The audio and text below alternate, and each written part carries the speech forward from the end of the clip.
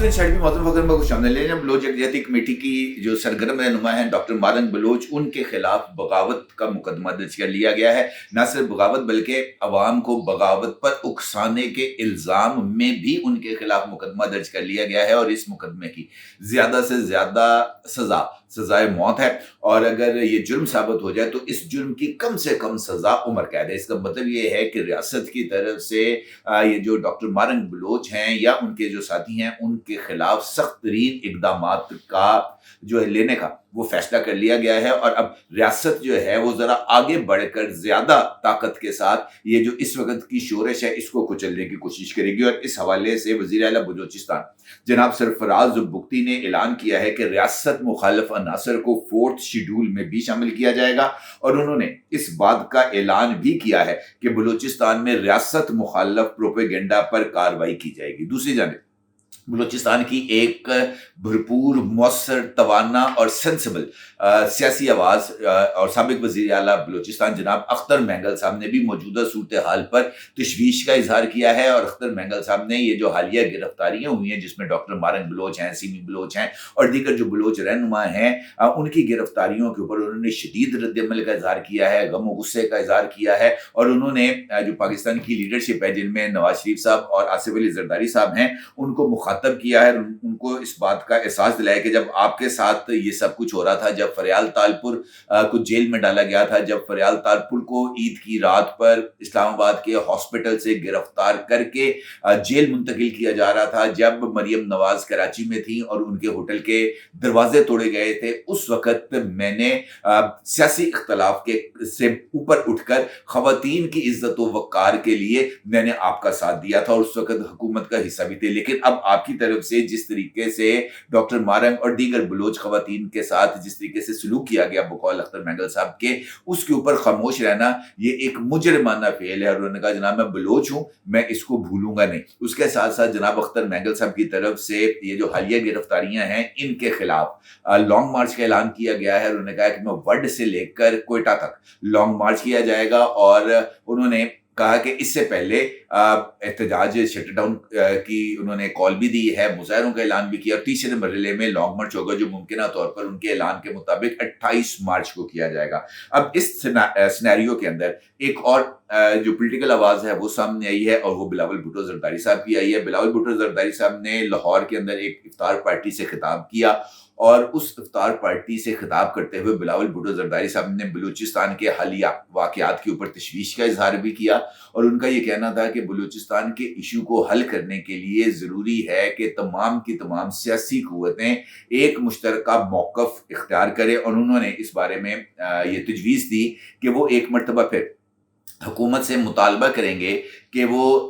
कौमी सलामती कमेटी का एक और इजलास तलब करे और इस इजलास में पाकिस्तान तरीके इंसाफ को भी शामिल होना चाहिए। और इस हवाले से पीटीआई और गवर्नमेंट के दरमियान बिलावल भुट्टो जरदारी साहब ने कहा है कि जनाब मैं सालिस का किरदार अदा करने के लिए तैयार हूँ। अब ये जो एक ही इशू के ऊपर जो 3 मुख्तलिफ आवाज़ें हमारे सामने आई हैं, ये मुझे इस बात का बल्कि सबको इस बात का अंदाजा है कि हालात की संगीनी की तरफ ये इशारा है। अब आवाज़ों का उठने का मतलब ये है, ये जो मुख्तलिफ एस्पेक्ट्स मैंने आपके सामने दी है, रियासत है, रियासत किसी भी सूरत अपनी रिट को कॉम्प्रोमाइज नहीं होने दे सकती। रियासत के लिए ज़रूरी है कि वो आवाज़ जो कि रियासत के इख्तियार को चैलेंज कर रही हो उस आवाज़ को खामोश करे। और रियासत किसी भी दुनिया की रियासत हो, चाहे वो अमेरिका की रियासत हो, चाहे वो बरतानिया की रियासत हो, हमने देखा जब वहाँ पर व्हाइट हाउस के ऊपर अटैक किया गया था तो रियासत ने किस तरीके से रिस्पॉन्ड किया था। अभी हाल ही में बरतानिया के अंदर वो जो वाक़यात हुए थे रेसिस्ट हवाले से,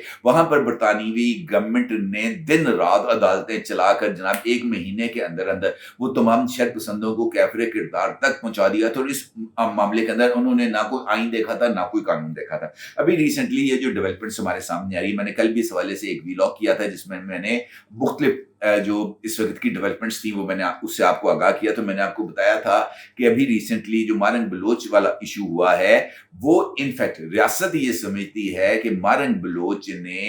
ये जो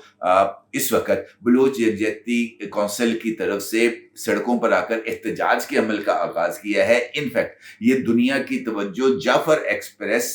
کہ واقعے سے ہٹانے کی ایک کوشش ہے، کیونکہ جعفر ایکسپریس کے حوالے سے اور جتنا بڑا اپنے شدت کے اعتبار سے جتنا بڑا وہ واقعہ تھا، ریاست کا یہ ماننا ہے کہ اس واقعے کے اوپر تمام بلوچوں کو، تمام بلوچ نیشنلسٹ پارٹیوں کو، ہر طرح کے وہ لوگ جو ریاست سے ایون جو ہے وہ ناراض بھی ہیں، ان کو کم از کم اس واقعے کی مذمت کرنی چاہیے تھی، اور واقعے کی مذمت نہ کرنا انفیکٹ دشمن کا یا مخالف کا ساتھ دینے کے مترادف ہے۔ اور یہ بات تو کسی سے ڈھکی چھپی نہیں ہے کہ اس وقت وہاں پر جو حالات ہیں وہ فوری طور پر کارروائی کے متقاضی ہیں، اور اس کارروائی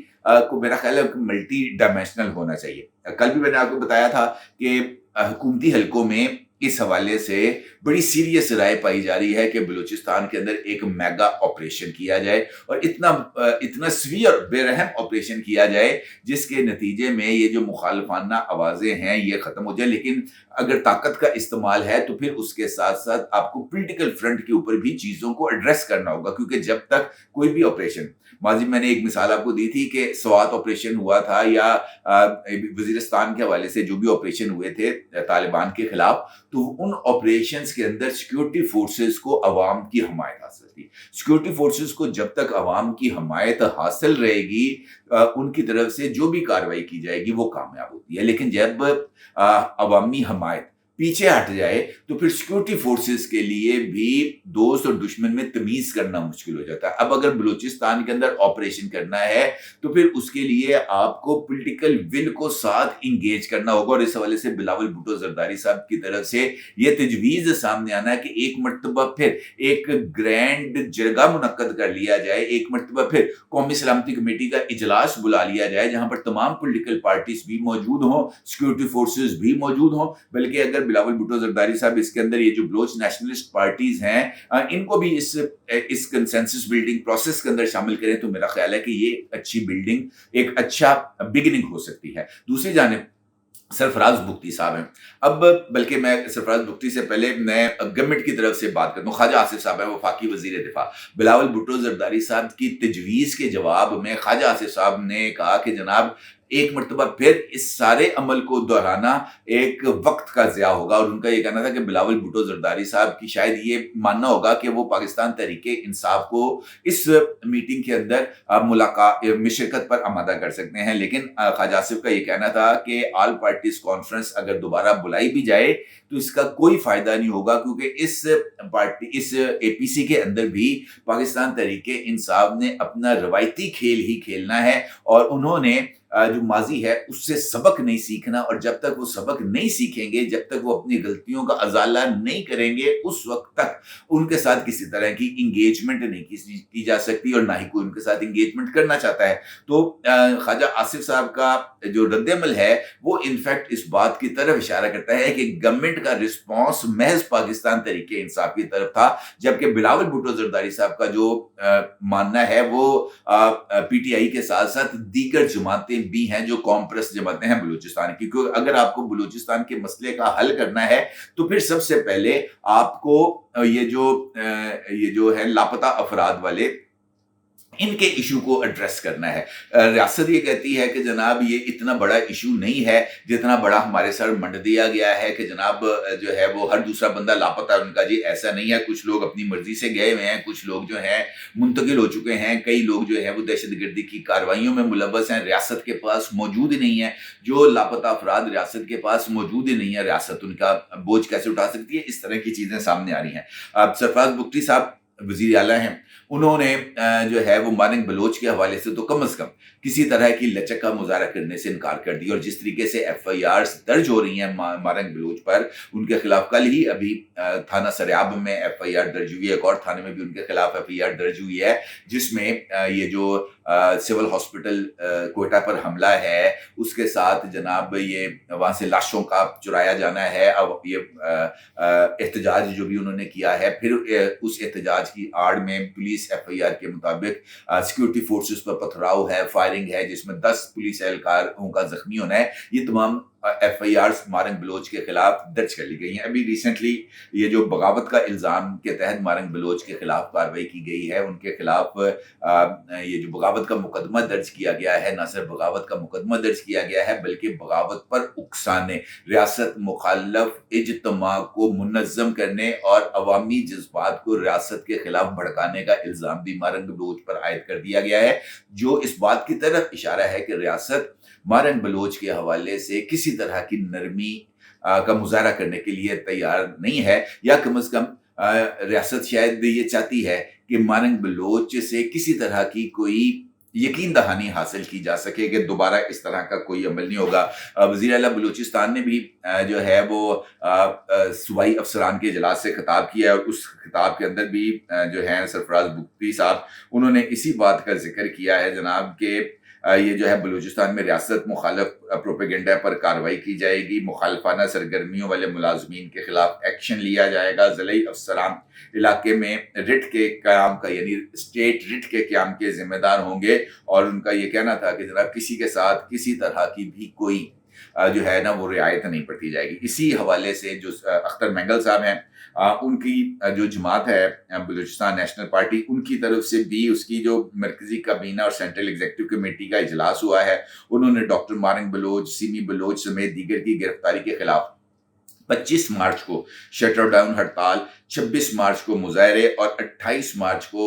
वड से कोयटा लॉन्ग मार्च का ऐलान किया और उन्होंने कहा कि जनाब अख्तर मेंगल साहब इसकी क़यादत करेंगे। इसी हवाले से अख्तर मेंगल साहब ने भी एक ट्वीट किया है जिसमें उनका ये कहना था कि मैं वड से कोयटा तक एक लॉन्ग मार्च का ऐलान करता हूँ जो हमारी बेटियों की गिरफ्तारी और हमारी माओ बहनों की बेहरमती के खिलाफ है। मैं इस मार्च की क़यादत खुद करूँगा और तमाम बलोच भाइयों बहनों नौजवानों और बुजुर्गों को दावत देता हूँ कि वो इस मार्च में हमारे साथ शामिल हों। ये सिर्फ हमारी बेटियों का मामला नहीं, ये हमारे कौमी वक़ार, हमारी गैरत, हमारे वजूद का सवाल है। जब तक हमारी माएँ बहनें बेटियां महफूज नहीं, हम भी खामोश नहीं रहेंगे। हमारी ये तहरीक पुरअमन है, हम जुल्म जबर और नाइंसाफ़ी के खिलाफ निकले हैं और जब तक इंसाफ नहीं मिलता हम रुकेंगे नहीं। वड से कोयटा तक का मार्च सिर्फ कदमों का नहीं, ज़मीर का सफ़र है। जो खामोश है वो भी कसूरवार है। अब वक्त आ गया है हम एक आवाज़ बन जाएं। अब ये जो अख्तर मेंगल साहब की तरफ से जो रद्द-ए-अमल सामने आ रहा है,